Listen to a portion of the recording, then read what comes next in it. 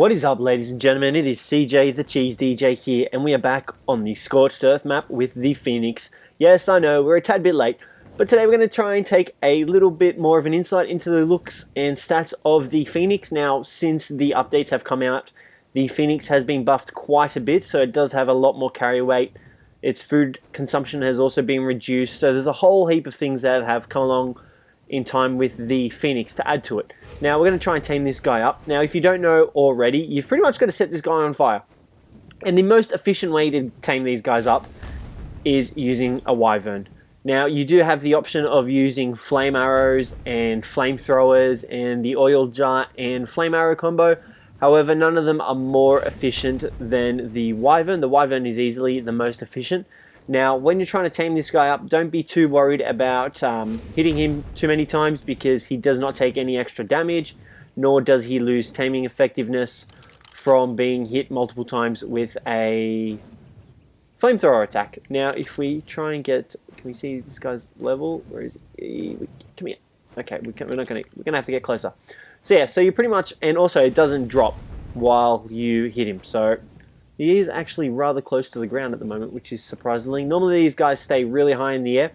As well, if you also didn't know, they only spawn during superheat events. So you can see down the bottom there, that little flame, the red one. That means we're in a superheat event. Now, if you're trying to spawn these in on your single player world, single player servers, you can only spawn them in on Scorched Earth.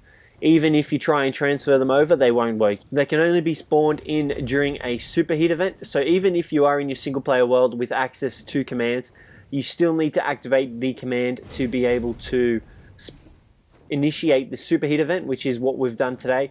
And then you are able to spawn in the Phoenix. However, once you initiate that superheat event, chances are the Phoenix will already spawn in somewhere across the map.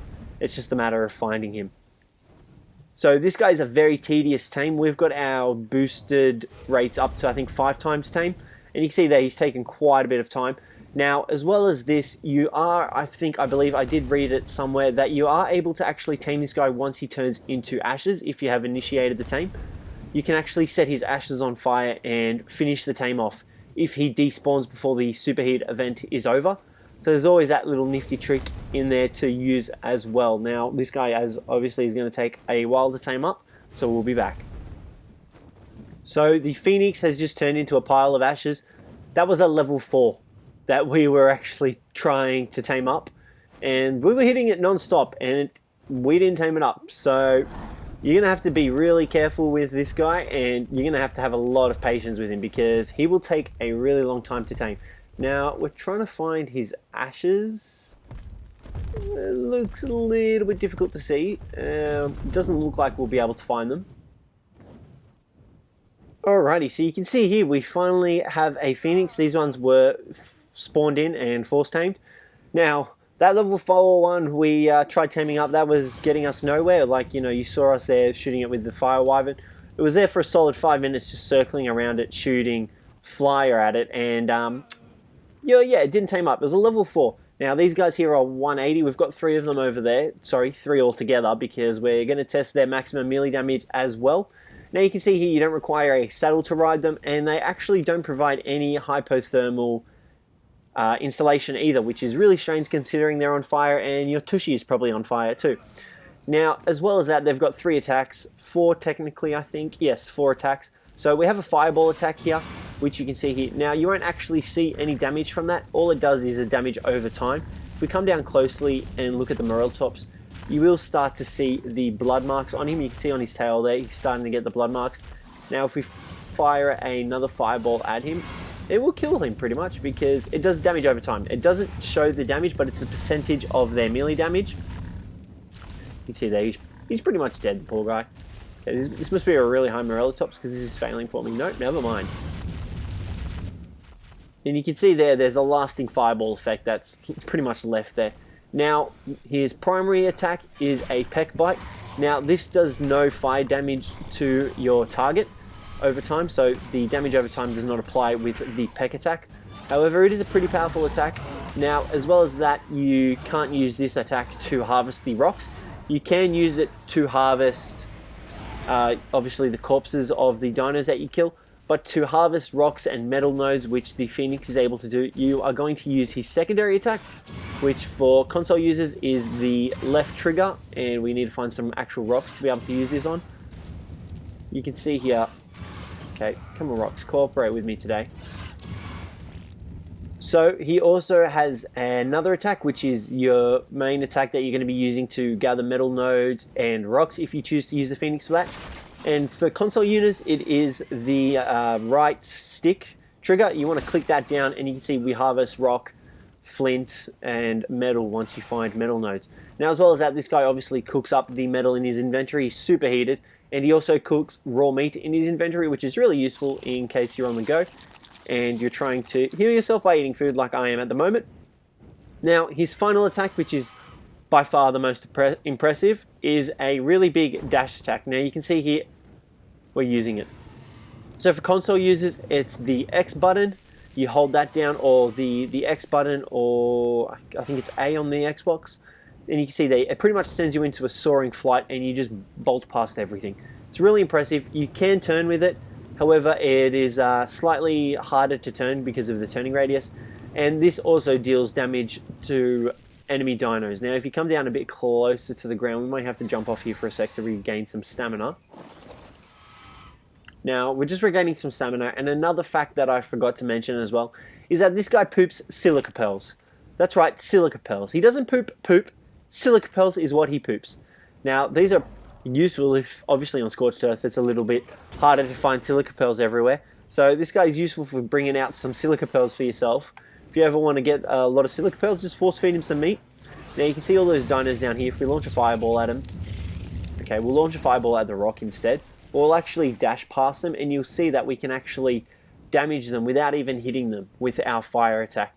Now, this is really useful for the Wyvern's Bluff, because you obviously dash past, set all the Wyverns on fire, and you can gather as many eggs as you want. Now, this attack will actually kill the Wyverns as well.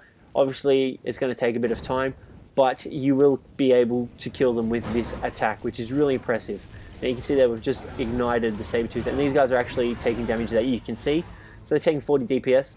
So now what we're going to do is we're going to head back to those other two Wyverns. We're going to see which ones have the highest melee damage. We're going to max out melee damage and see just how much damage this guy can do. Now, before we do that as well, we're going to take a quick look at his stats. Now, these were his base stats at level 180. So he was a 120 spawned in tame, and he's got just under 3,000 health, 750 stamina, 300 weight, which isn't too bad once after the update. I remember it coming up during the update, and I think it was like 150, so it was really bad. And if you wanted to use it for metal, well, you had no chance of doing that. So now we're going to pump up the other two, see who has the highest melee damage. Alrighty, so we're just going to pump this guy's melee damage. He was the highest out of all of them at a base of 392. Now, one thing that I did forget to mention, I did mention about the ashes. However, if you build a structure over the ashes, that's actually where the Phoenix will spawn in during the next superheat event, which is really cool.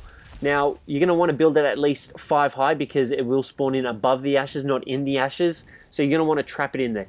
Now, as well as that, you're only going to want to use door frames, the single ones, because they can get out of anything larger than a door frame. And you are then able to tame them up like that if you don't want to fly after them, which is much easier. So if you are able to track one down, lock onto its ashes, and hold onto them there, you can build a structure over it to keep it there when it spawns in on the next superheat event. Now we've pumped this guy's melee damage up, and it is what? 1500, which is really high. Now that is on base stats, I'm pretty sure, 100% sure. Now we're going to see how much damage this guy can really do. So his base peck attack is doing 210 damage, while his damage over time is doing 31 with his primary attack. If we launch a fireball at an enemy, you can't really see the damage, which makes it a little bit more difficult. Now, as well as this, just a few more interesting facts. You can heal the Phoenix using fire as well. So if you've got a fire wyvern, flamethrower, flame arrows, you can actually heal him using those weapons on him. Now, you saw there we did, I think, 346 to the Morellatops. We're going to fly around now and just quickly find something else to deal damage to. Here we go. Paraceratherium would be great.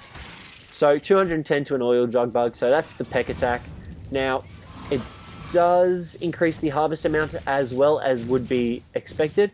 Now, if we come onto the Paraceratherium, 346 is the amount of damage we're doing with our, I'm going to say tertiary attack, which is the gathering one. And we're tired, so we're going to have to land here and gain some stamina. Now, one other thing that I didn't mention is that he actually eats sulfur instead of meat. And you can see here, we're in the Wyvern's Bluff. And on the right, you can see we've pretty much set all the Wyverns on fire. So if you don't have Wyvern eggs, well, you now have the easiest way possible to get them. So this will actually cook the dragons. You can see there, they're all running away from me, and they will actually die. Now, you've got to be careful here, because if you haven't leveled up health at all, you will get probably chomped and mauled on. As well as that, you're going to make sure your stamina is okay. But you can see here, we'll deal damage to all the Wyverns around us, which is really impressive. Now, as well as that, when you do this mode, you can't actually steer with your left thumbstick. You have to use the right one to steer your little pointer. You can see there, we're using that to steer. And then you're set. That's pretty much exactly all you've got to do to wipe out an entire race of Wyverns in the bluff. You can see there, we're not even close to this guy. We've just done a crap ton of damage to him. So, you know, this guy's really amazing for that. He's really good at traversing the map as well. He's really fast, obviously, with his little flame gliding power toss thing. I don't know what we're going to call it. Now, like I said, he eats sulfur, and he can't actually land, much like the Onyx. He's unable to land. Okay, now we're going to get killed. He's unable to land, but you just saw silica pearls drop. But yeah, guys, that's pretty much it. You saw his max damage. It was pretty impressive. We did what we were doing before with that flame charge. We were doing about 20 or 30, I believe. I'm going to recheck the video when we edit it up and take a look at it. But yeah, other than that, guys, whether you should tame the Phoenix or not, yes, if you're that far into Scorched Earth, I don't see why not. However, if you're kind of starting out, I feel like he's more of a novelty creature than anything. He's just a token of your skills, I guess you could say, because he's obviously really hard to tame. And he can, you know, cook metal up, cook food. You know, he's a portable cookfire. You don't really need something like that to ride on. However, if you pump his weight up, I guess you could use him as a portable forge, which is useful in its own right. But like I said, he's more of a token tame, if anything, instead of a useful tame. But yeah, other than that, guys, that'll be it for today. Let me know what you thought of it down below. If you enjoyed the video, don't forget to leave a like and subscribe for more. Thanks very much for watching, guys, and I'll catch you in the next one.